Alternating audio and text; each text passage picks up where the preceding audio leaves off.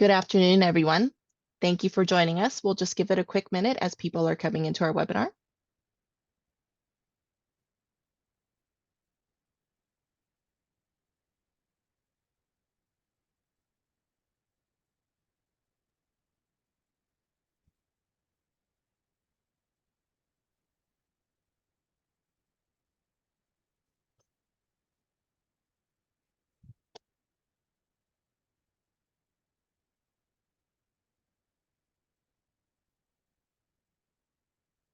And good afternoon, everyone that is joining us in today's webinar. Today, we have California 2030, Promising Practices Research Insights. Let's go to the next slide. I'll go over some logistics while we're still waiting for some to enter into the webinar. Closed captioning and ASL interpreting services are available. You can access that by clicking on the icons at the bottom of your Zoom toolbar. Participants are all muted during the presentations. You may use your raise the hand icon during our Q&A portion to request your line to be unmuted. You can also submit your questions and comments using the Q&A icon at the bottom of the toolbar. Today's webinar is also being recorded. The presentation and recording will be archived. You can visit CDA's YouTube channel to view the video or go to the CA2030 webpage. I will drop the link for you to be able to click through that. But in that link, you'll see will be the video, the transcripts, and the presentation from today's presentation, along with the previous ones as well. All right. I'd like to introduce our Chief Deputy Director, Mark Beckley. I will turn it over to him. Great. Thank you so much, Connie. And good morning, everyone. It is so great to see you on this webinar. Before we turn to the content for today's session, I want to walk everyone through the timeline of CA2030 project, how it came into being, and what led us to today's Promising Practices webinar. Next slide, please. You're all aware of the demographic shift that is currently underway in the state. The reason why this initiative is called California 2030, or CA2030 for short, is to reflect that by 2030, 1 in 4 Californians will be age 60 or above. And the CA2030 effort doesn't end at 2030, but really extends well beyond 2030. This slide shows where the demographic shifts in the state will be by 2060.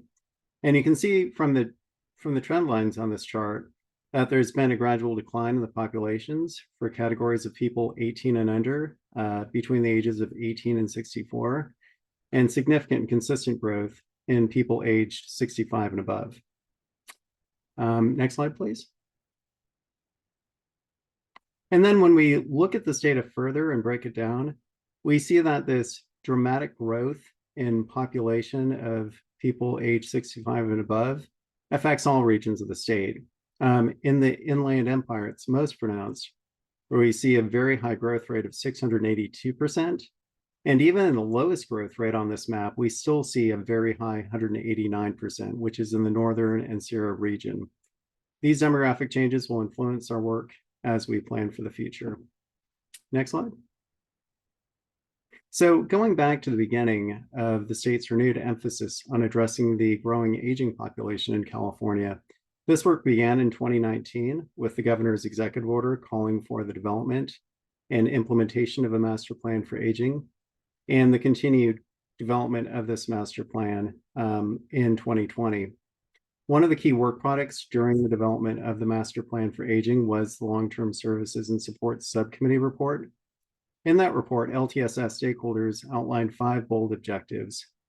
All of these relate to CA 2030, and in particular, I'd like to call out Objective 5, which looks to streamline state and administrative structures for California's aging network, which is a key objective of the CA 2030 project. Next slide. The LTSS subcommittee report was then followed by the governor's release of the master plan for aging in January of 2021. The master plan for aging contains 5 bold goals, 23 strategies, and originally contained 132 initiatives. In the first round of initiatives, Initiative 101 addressed many of the components of the California 2030 project. This initiative addressed areas such as local agency on aging funding formulas, local maps, and local agency area and aging designation processes. Next slide. This initiative sparked intensive work by the Department of Aging in consultation with our academic partner, California State University, Sacramento, through the hubs and spokes process. In this project, a series of webinars and town halls were held to discuss issues and opportunities for the Aging Network, and public feedback was solicited as well. In April of last year, we shared the findings from the hubs and spokes process with all of our stakeholders. Next slide.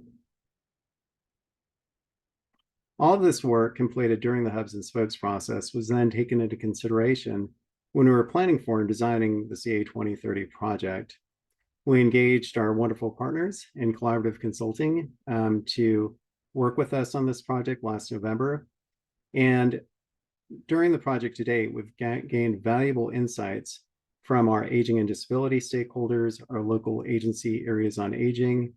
And today, all of you will have an opportunity to see the desk research that collaborative consulting has prepared on promising practices in other states. And I believe I am ahead one slide. So if you can just hold on this slide.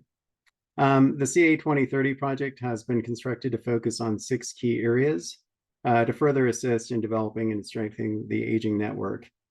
These areas in particular are programs and services, funding sources and capacities, key performance measures, governance, geography and demographics, and branding, communications, and outreach.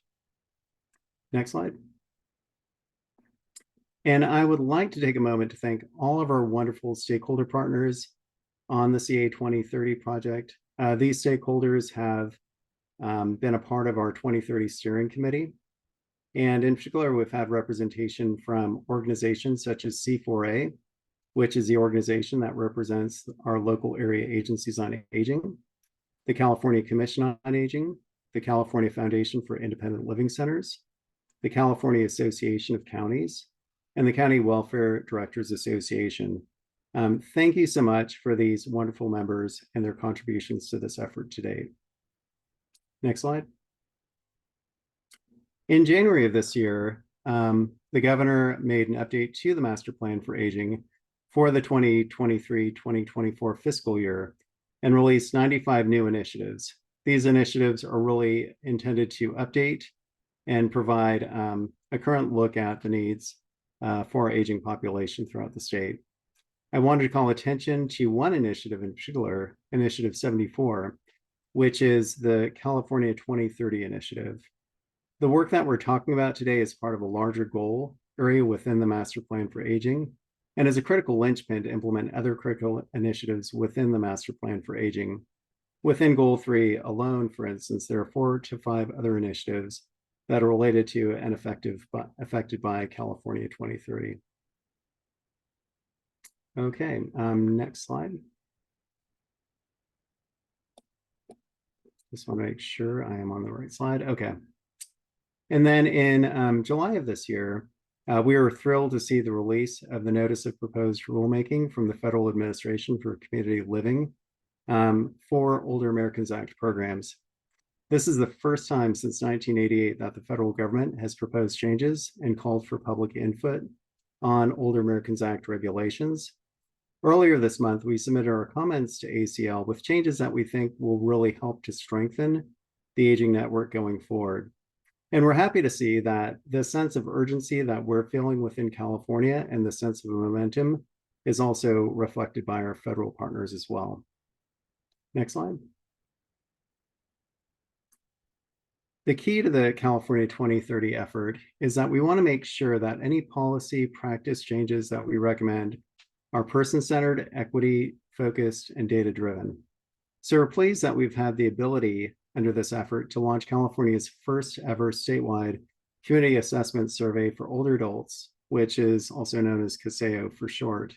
We've partnered with vendor Polko to distribute the survey statewide, and the survey is currently being distributed in paper and online formats and in multiple languages.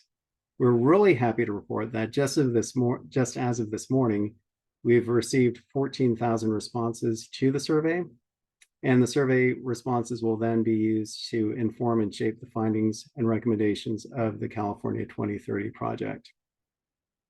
Okay, next slide. Okay, so that concludes our walkthrough of the timeline of 2030 and how we find ourselves at today's webinar. I would now like to hand the presentation over to Erin Lockwood from Collaborative Consulting. Great, thank you, Mark, and thank you everyone for joining us here today. Our plan for today is to offer a brief overview of the California 2030 project approach, and then primarily focus today on highlighting promising practices we have studied in other states with the intent to spark ideas for the California Aging Network. Then we'll end today by providing an opportunity for questions about the promising practices, as well as the broader California 2030 project. Before we get started, though, there are a few items that I want to clarify and allow you to keep in mind as we move forward. First, throughout this webinar today and throughout the project, you'll hear us reference the California Aging Network. In the context of this project, when we refer to the California Aging Network, we're talking about the 33 area agencies on aging, the AAAs, and the California Department of Aging, or CDA. For today, what we are highlighting in this webinar is just one of many pieces of research for the California 2030 project, which I'll speak more to in just a moment.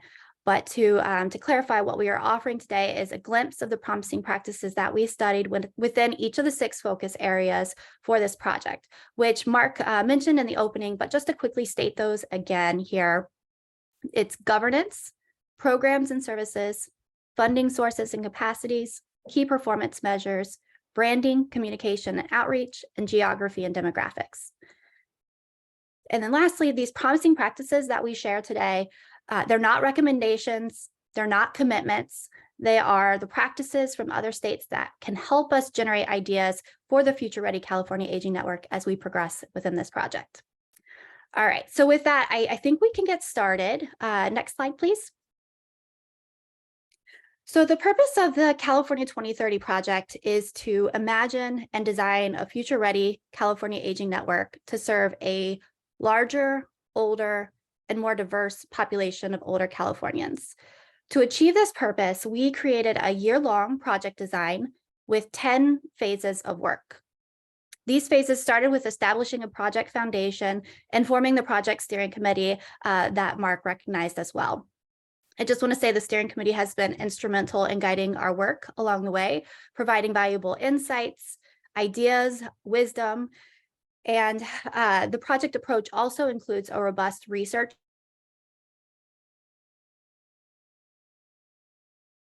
and really want to illustrate that this all builds to creating a variety of scenarios or possibilities for what it would take to realize a future-ready California Aging Network. The final deliverable for this project is going to be a set of actionable recommendations that are focused on network-wide enhancement within those 6 core strategic and operational focus areas that we've mentioned. Next slide, please.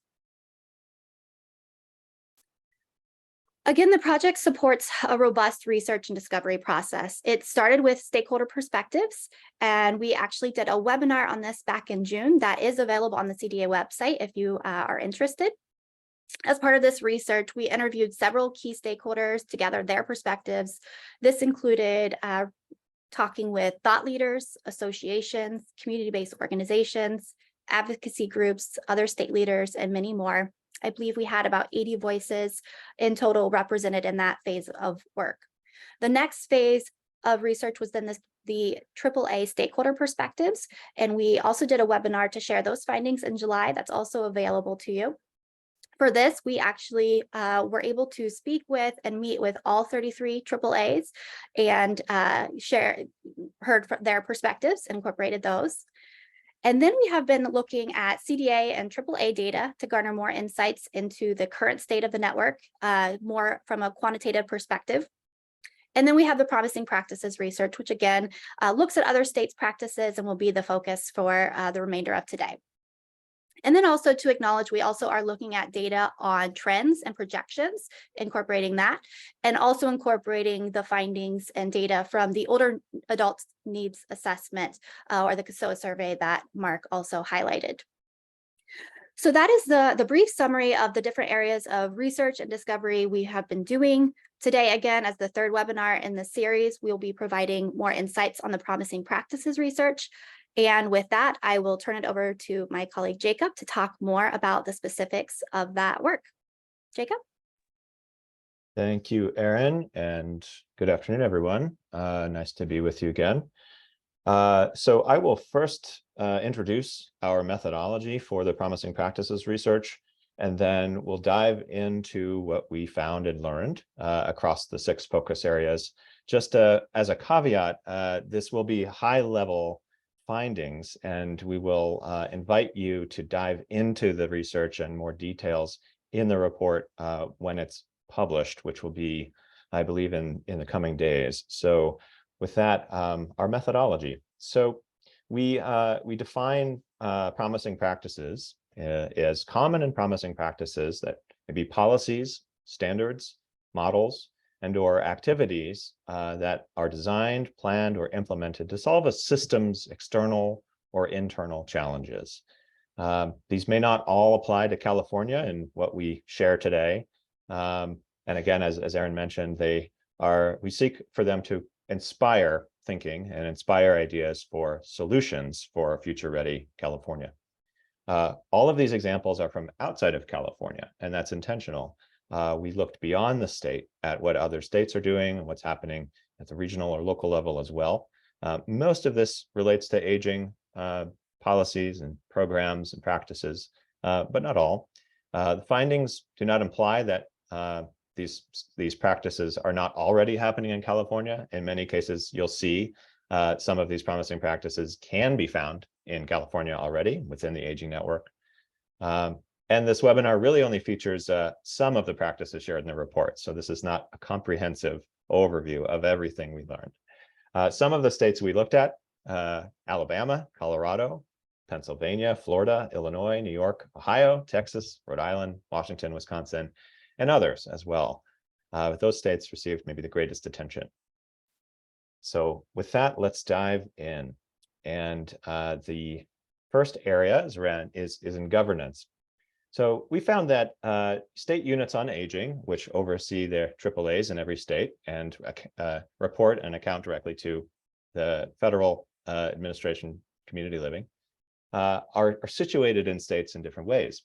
What we learned, this is sort of anecdotal through our research, through our stakeholder interviews, was that those that report directly to a governor claim to be optimal. They have maybe a greater influence at the governor level. But most state units on aging are not situated in this way. Most state units on aging are embedded in a larger agency or department and report through at least one sort of layer of leadership and oversight.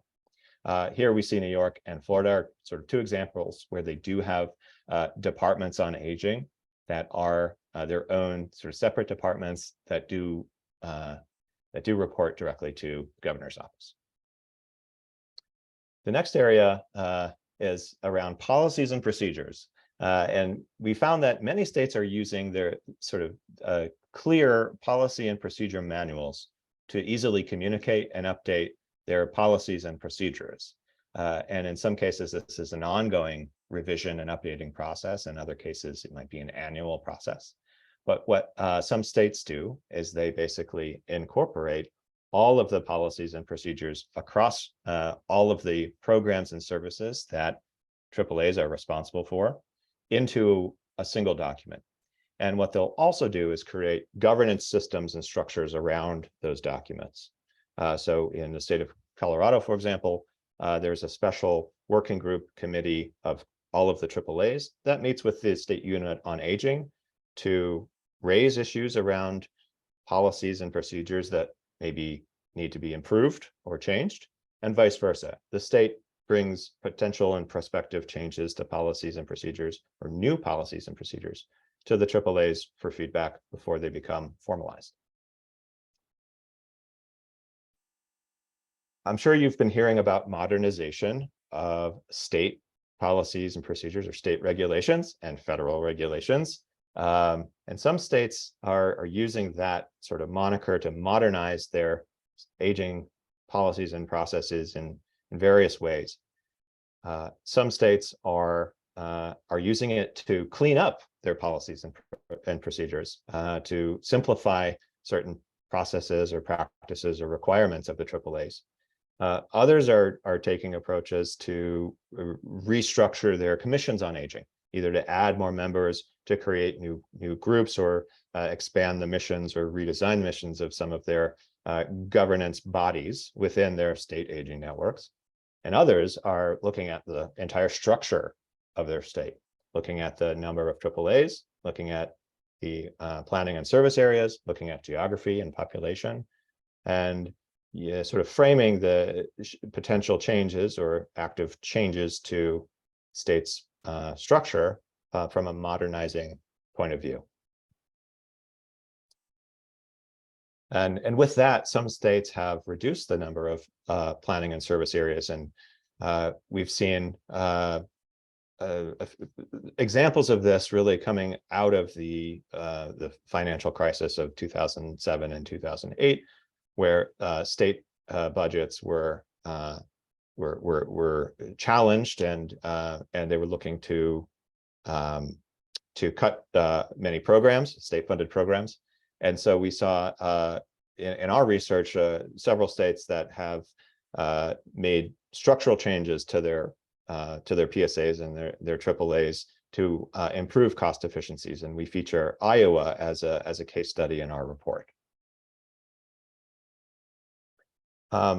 And some states that have restructured, and we'll spend a bit of time on this in the report, their PSAs and AAAs have they do that in different ways as well. So we think about the sort of the tactics for revisiting their PSAs and their AAA designations. In the case of Iowa, again as an example, it was designed as an inclusive process where the AAAs were invited to propose certain plans or certain scenarios back to the state to provide more support and direct insight into what might be the best solutions. So now we shift to the programs and services category. And here we're talking about core services. These are services that are kind of basically hardwired into state regulations, state policies and practices. And so we see that many states have established a set of core services that might leverage federally funded programs and services. They might mimic or be the same as some of the older California's Act services, but these are services that are more or less required of their aging network, in addition to a lot of the flexible sort of programs and services that AAAs can offer to their local communities. And here in Rhode Island is a sort of a nice org chart where we see the state organizing their programs and services into three categories: access, connect, and protect. States are also sort of utilizing certain requirement practices to collect and utilize consumer data, and this is largely through the practice of designing and standardizing common intake forms across an entire network to ensure that each organization that's part of that network is collecting the same core set of data, and that data is being reported back into a system. We're seeing a lot of service innovations happening within and outside of state and national aging networks across a lot of different service categories. We feature quite a bit in our report. I know that there are also a lot of innovative program and service activities happening in California as well. But that, there's a lot to be inspired by and to learn from as we look into the future of programs and services. A few just quick examples might be around transportation, identifying more flexible transportation options or on-demand transportation options. Some organizations are bundling certain services like home modification and in-home care supports to encourage home stabilization. And we're seeing also sort of more branding and identity development around certain programs and services. States are also integrating equity and equality into their program planning and design. In some cases, they may be requiring agencies to provide more insight or more detail into how they intend to reach certain target audiences and how they plan to measure how well they're reaching certain target audiences. And we also see some programs that are designed for certain hard to reach and higher risk populations. These might be programs and services in very specific languages, or they may be designed for a particular sort of cultural or ethnic population. States are also using wait lists to strengthen their funding advocacy efforts, and we feature a few of these examples in our report. Basically, this is sort of leveraging the sad fact that a lot of programs and services do have wait lists, and folks are basically in line waiting to receive a service. In-home services is a common area across the nation where there are wait lists. What some states have done is basically develop a business case for the positive outcomes of these services. So it might be around helping people stay in their home as opposed to transitioning into a nursing home, and making that business case to their state elected officials to say, if we had funding to eliminate this wait list, it would translate to X amount of dollars saved for these negative outcomes that may ultimately happen with folks that are on the waiting list. We shift into the funding sources and capacities category. Of course, the funding formulas is a common practice across all of the states. States have, do revise their funding formulas to reflect demographic changes, but we also see that equity priorities factors into changes in intrastate funding formulas as well. And we use Minnesota here as kind of a live example because they are currently going through this process. What we're seeing in Minnesota is that the state has proposed a new intrastate funding formula with a few new categories and changes to the weights of these funding formulas. In response to these proposed changes, the area agencies on aging in that state have really kind of taken two approaches, or there are sort of two camps. There's sort of the rural AAAs that are making an advocacy push for certain funding formula changes, and then there's urban AAA that's also making an advocacy push with different funding formulas. What we want to call out is some of these, a trend that we're seeing across states in how they're changing their funding formulas. What we're seeing is that weights, some weights are shifting. We're seeing increased weights on minority populations and rural populations. And we're seeing decreasing weights, on the 60+ population. We're seeing new categories emerging, older age categories, the 75+ category or the 85+ category, disability category, and a living alone category. And I know that I believe California has incorporated some of these sort of newer categories into their funding formula. States are phasing in major changes in their funding allocations. What this means is after a funding formula is institutionalized, a lot of states are limiting how much of a change each AAA might experience year to year.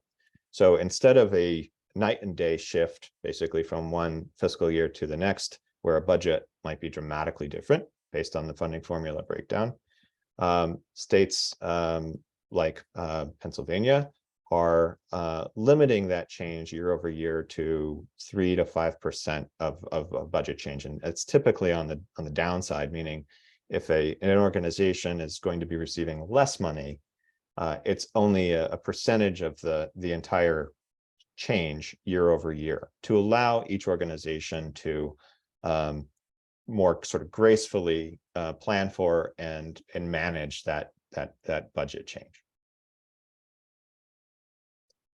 And private pay is an allowable option per the federal guidelines, and it's really up to states and state units to determine if they would like to incorporate it into their own policies and regulations. And then it's also sort of an option for AAAs to practice it if it's allowable by their state.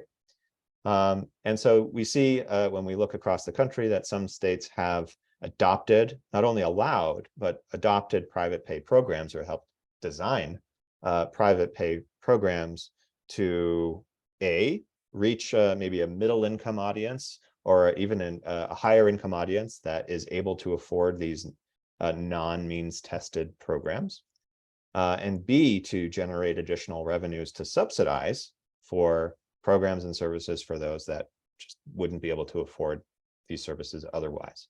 There's a lot of complexity to these types of programs. Unfortunately, there isn't a whole lot of data on the finances side, on the money side at this point, in terms of how successful they are, what the sort of the microeconomics looks like. But we are seeing it as a growing solution that states like Maryland, in this case, New York as well, have been practicing. Maryland's example is actually kind of endorsed by the state unit. It's a standard model with a very explicit cost, at a clear cost, that bundles home maintenance, a service navigator, and transportation, and it's sort of like a membership program for folks. And to that point, states are achieving funding increases in a variety of ways, largely, through advocacy, like I mentioned. Making a business case for funding increases is a common strategy. A lot of states are using either healthcare utilization numbers or client self-reported outcomes numbers to demonstrate the impact and value of their services and the cost effectiveness and return on investment of their services. The states are also exploring other funding means as well. The state of Pennsylvania is is known for utilizing a state lottery to finance its aging services and programs. And no surprise to this audience, I'm sure, but state aging networks are becoming more involved in Medicaid policies and activities. And of course, the Medicaid environment looks different state to state. In some states, aging networks have been able to basically be built in and structured into Medicaid policies and Medicaid payments through maybe fee-for-service programs directly under contract with the state. And in other cases, as in California, a more market-based competitive environment has emerged, welcoming or allowing AAAs to participate and earn contracts with health plans. We also see, an increase in waiver programs as well, and Medicaid administrative claiming largely through ADRC activities that many states with established ADRC and no-run-door systems are more or less universally utilizing. Moving into our next category, key performance measures. States are progressively strengthening their data systems to be able to measure, to monitor, and to improve their performance. So while it does help on the reporting side, what you're required to report, to the state, to the feds, it's key performance measures and integrated IT systems are also helpful tools to monitor performance and to improve performance of the programs and services across the state. And so they're also using these systems to have data dashboards, ongoing reporting, or in their annual reports to demonstrate the efficacy of their aging networks. In Florida, they publish, they look at the percent of the 60+ population that their agencies, their aging network is reaching.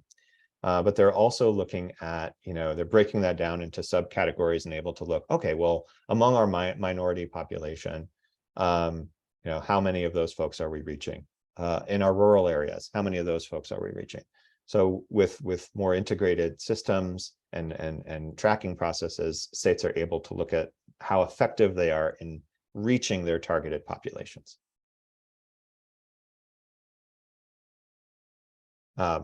More states are also assessing the needs of older adults at larger scales. As we featured earlier on about the Community Assessment Survey of Older Adults, CAOA, that tool is becoming a common tool across states to use to gauge the needs of their older adults, older residents across an entire state. Now, this is an incredibly valuable tool because it allows for states to look across their geographies at the variations of lived experiences, of needs, of anticipated needs, of concerns at the community level. So these tools are incredibly valuable in understanding the evolving needs of consumers, as well as potentially setting strategic priorities for what's needed, what's sort of in demand. It allows local communities to sort of look across and see how others are doing, as well as it allows states to look and compare against each other. So there's also sort of internal and external benchmarks that can happen by using a standard tool like this. Many states are requiring AAAs to collect and report consumer satisfaction and experience. And in some cases, they are consolidating it and doing it centrally. In other cases, it's basically a requirement as part of a contract for a AAA to solicit feedback from their consumers. We're seeing an increase in this as well, and this also being again utilized to make a case for the value and importance of the AAAs and a AAA network, as well as to identify opportunities for quality improvement from a consumer experience perspective, as well as a sort of a service performance perspective as well. Some states even bring additional accountabilities into these consumer satisfaction and experience systems. The state of Colorado actually has a fiscal penalty if an agency underperforms a certain benchmark over a 2-year period. And states are getting more sophisticated at measuring and monitoring network performance. Like I said, with these tools and practices through infrastructure and through integrating consumer surveys into services and program lines, states are able to really gauge their work at scale. So you can see it locally at the agency level and sort of globally at the network level as well. What that network level data provides, again, is fuel for advocacy. It's fuel for demonstrating the importance, the relevance, the value of the aging network to stakeholders, to legislators, to public and private funders. And state aging networks are also leveraging national data sets and tools. There's a lot of national data to use, again, in the context of key performance measures to understand, okay, what is the national average for targeting a certain population or reaching a certain target population, and how are we performing? And there are lots of tools available as well that allow states and AAAs within those states to improve their performance measurement and monitoring, including return on investment calculators, formulas, data sets for identifying how well older adults are experiencing their communities, etc. And now we go to I believe this is the final category, branding, communications, and outreach. And so what we're seeing across states is, the states are branding common statewide programs. And of course, those of you that are familiar with the ADRC, the Aging and Disability Resource Center model nationally, and the Aging and Disability Resource Connection model in California are familiar with some of these approaches, where a state unifies a common sort of brand and identity, and then distributes that out to the local level. So here we see New York's ADRC program, which is called New York Connects. And so there's a common brand and identity across the entire state. And then each county, each AAA basically adopts that and appropriates that brand and identity with their own name and information. And what this, of course, allows every New Yorker is a common place to go across the state. And it allows community providers that might operate with multiple AAAs and multiple AAAs to also understand that this is the place. This is the place that everyone knows, that everybody points to, and it's undisputable. A lot of organizations, public and private, are investing in reframing aging trainings and initiatives. So from the Frameworks Institute in Washington, D.C. several years ago, there's been a growing effort and momentum to really understand and combat ageism. And there's been an increase in investment and monetary investment and personnel and human investment and attention paid to reframing aging. We're seeing across different states and nationally are really initiatives and campaigns and advocacy groups around these sort of promising practices for reframing aging. The way in which aging networks are adopting and applying this is in a few different ways. One is sort of embodying it themselves in their own practices, reviewing their websites, understanding how they're thinking and talking about aging in older persons, and making the necessary changes, again, based on the research and best practices, to ensure that their mental models, their language, their ideas are more age forward and less ageist. They're also taking an advocate approach. So once an organization has gone through these kinds of trainings and initiatives and adopted some of these practices, they can earn the credentials to basically go out and show others and teach and train and advocate for reframing aging in their communities, be it with partner agencies, funders, or even their advisory councils, and others. We've seen efforts from some AAAs to go to their chambers of commerce and create a reframing aging program through their local business ecosystems. So there's a lot going on here, a lot of examples around reframing aging. And some AAAs are radically reinventing themselves, kind of stepping out of the traditional we are an area agency on aging, and thinking about themselves more as an organization that advocates for and serves older adults, and is also an area agency on aging. And so this is sort of an interesting and intriguing practice that we're seeing across the country. It's typically nonprofit organizations that maybe have a little bit more freedom and flexibility to take on this moniker. But we're seeing this trend taking place across the country. And of course, there are examples of this in California as well. And in terms of communications and marketing, we see examples of campaigns that are designed to address specific issues and target specific audiences. And maybe something that we might all be familiar with is the pandemic and efforts to really get the word out about how folks can still access AAA services, given all of the restrictions with a global pandemic. We could think about that in terms of sort of ad hoc, rapid campaigning. But we also see efforts on public health issues, on evidence-based wellness efforts that organizations individually and as a group can develop campaigns to promote a certain service or program, or even a certain resource that is backed by a strategy that has measurable sort of key performance measures built into it that multiple organizations pursue.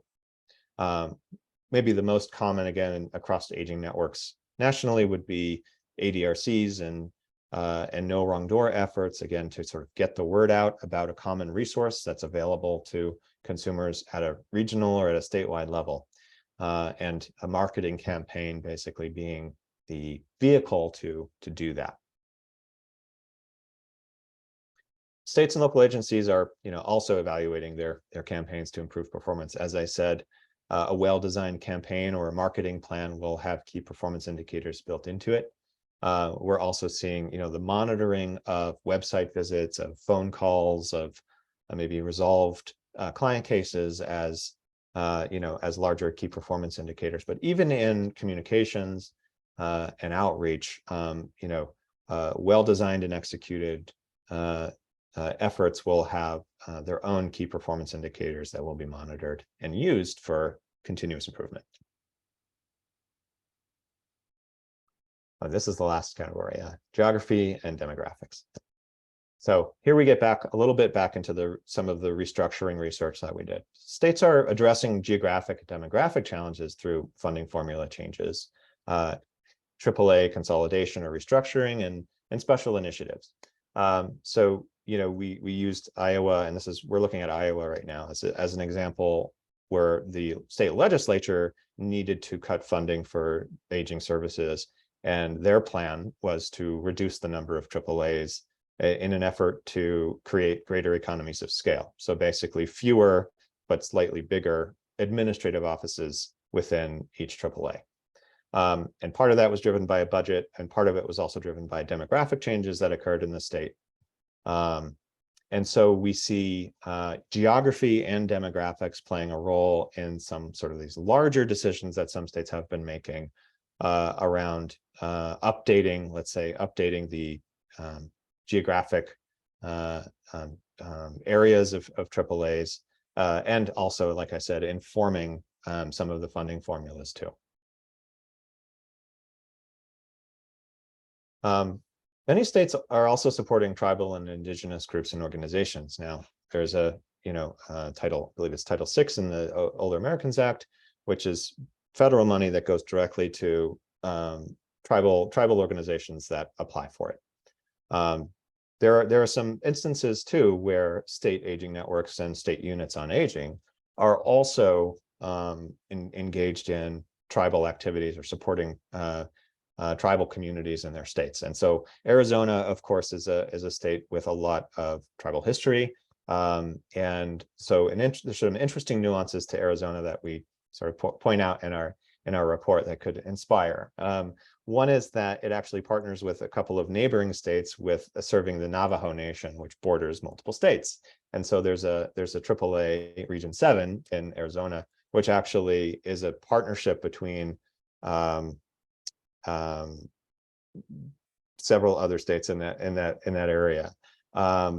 There's another region, Region 8, which is another AAA. It's the Intertribal Council of Arizona. And this one is very interesting because it actually serves tribes across the state. So it's sort of a speckled egg, if you will, of a AAA, which is believed that the state received special designation to be able to do that because it wouldn't be sort of contiguous areas. But a very interesting example of a AAA that is able to meet the needs in sort of local communities, local tribal communities across the state that is not bound to county borders. Again, this sort of relates to some of the program and service innovations. We're seeing more AAAs adopting community health worker programs to improve outreach and engagement with hard to reach populations. If you're familiar with a community health worker model, it's essentially an individual from a particular community that is really, their purpose is to really be able to engage and activate folks in that community to be aware of resources and access resources, and in some cases maybe a kind of a pseudo case manager. It allows for more targeted and sort of meaningful engagement with communities that might otherwise be extremely challenging to engage with at all or ongoing. And so we're seeing this coming through. I know we're seeing this coming through in CalAIM, but we're also seeing efforts in other states as well as a type of service model that is also addressing maybe some equity concerns. To that, equity frameworks are also being used to better redesign systems and programs. So in a way, it's a sort of there are ways to critique a system in how it's designed, how it's planned, how it's implemented from an equity lens to better understand, are certain voices included or excluded in the process, in the planning, in the implementation, in the delivery. And Justice and Aging has recently put out a really helpful equity framework guide on HCBS that was some inspiration for our report as well. So with that, I believe I will turn it over to Connie.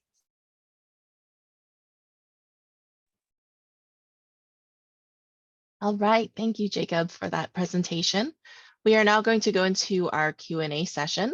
So if you have a question, you can type it at the bottom of the Q&A icon. You can hit that and you can enter your question into the Q&A portal, or you can press the raise hand icon, also located on the bottom of your toolbar, and we will unmute your microphones and you can ask your question live. So let's just go over to the questions that have been submitted so far. There is a question from Will Tiff. Jacob, which states are doing particularly well in the performance indicator data realm?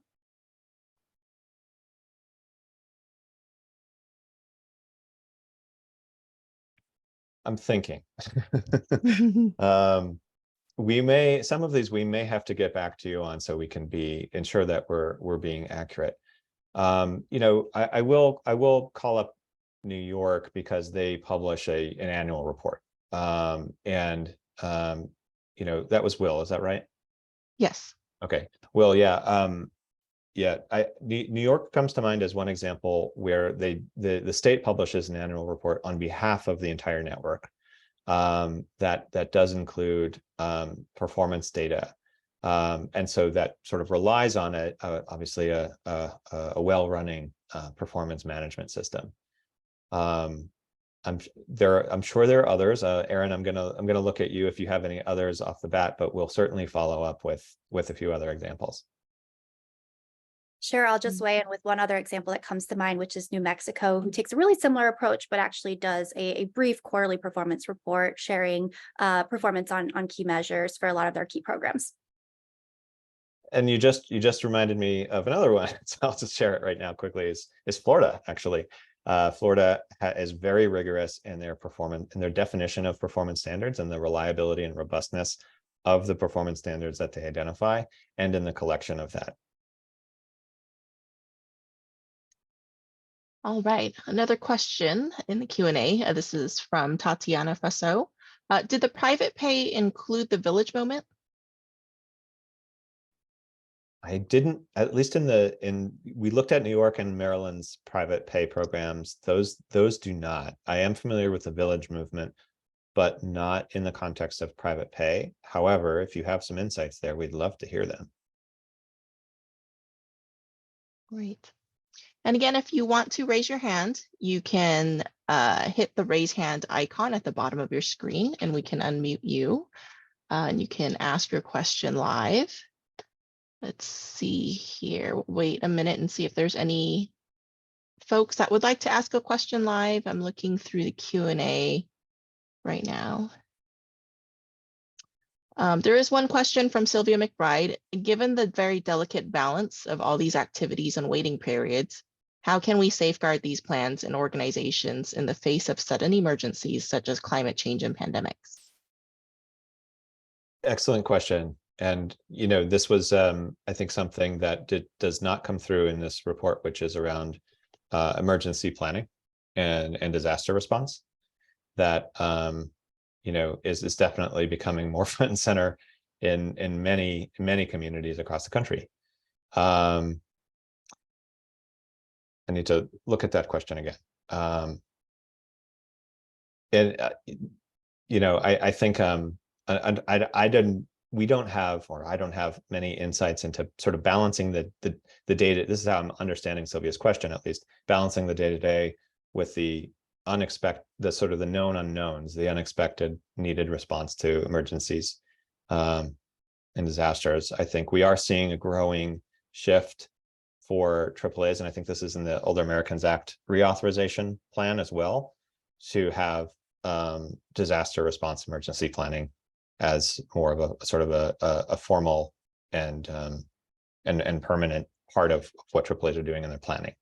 So I think we're seeing that at the state level as well, where, you know, there's more of an expectation there. And Aaron, anything you'd add to that one? No, I think that was a good response. Right. Great. I'll give it another minute. If there's any additional questions that want to come through, either the Q&A at the bottom of your icon, or if you'd like to raise your hand, feel free to click on either icons. You can submit your question via Q&A, or you can raise your hand and we'll unmute you and you can ask your question live. So as we're giving it another minute, just a reminder that today's webinar is recorded. So we will post the video, the transcript, and also the presentation as well. And that link, I believe, has already been shared in the chat, but you can go to the CDA website and you will see that link under highlights.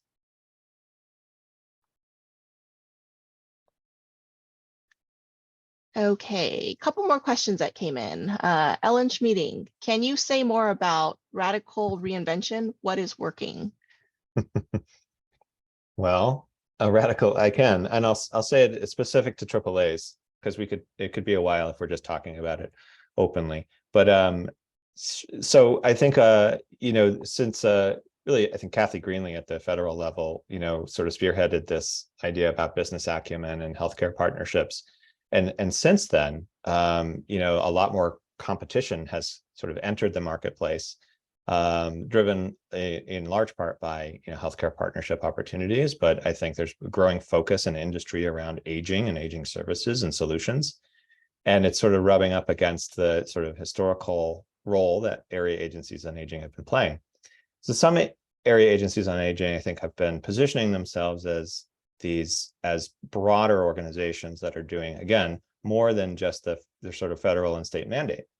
And so some have more or less rebranded themselves to maybe compete against some for-profit or other nonprofit organizations for grant or earned revenue dollars.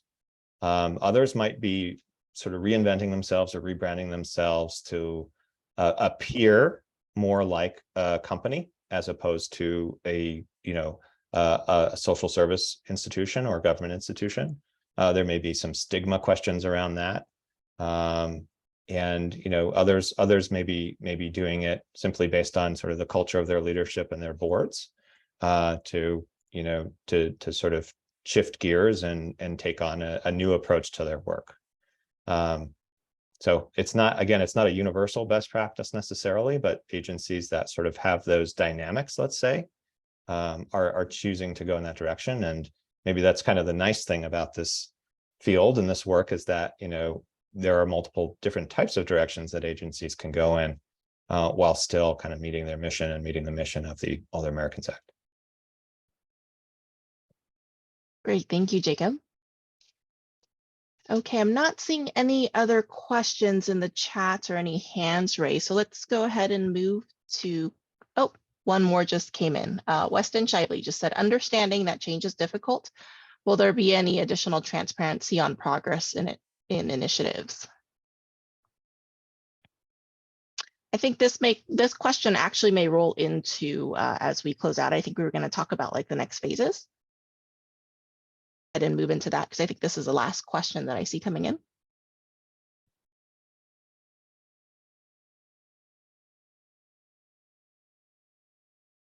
Sure, and I will address that in some closing comments here. So I just want to restate where we are in the California 2030 project approach and what's ahead of us. So again, the webinar topic today on promising practices really reflects us getting near the end of the research and discovery process of the project. I want to recognize again, one of the areas of research that we will be incorporating is the Older Adult Needs Assessment Survey, the CAOA survey, which is currently live. And the link for that survey has been made available in the chat. I also just want to call out really quick too, again, related to the now 3 webinars we've had, including today. The report for the prior webinar is also available on the CDA website, along with the webinar materials. And the same will be true for today's webinar with the Promising Practices report that will soon be made available on the website as well for additional information. But really, this will then take us to the final 2 phases of the project, during which we will synthesize the information from all of the prior phases. We'll go through a process of creating scenarios and possibilities, and ultimately get to that set of actionable recommendations that are focused on the network-wide enhancement within those 6 core focus areas that we've mentioned today. I believe that covers it. I'll just pause to see, Jacob, do you have anything to add? Excellent. All right. Well, I just want to say thank you again for taking the time to join us today. And I hope everyone has a great rest of their week.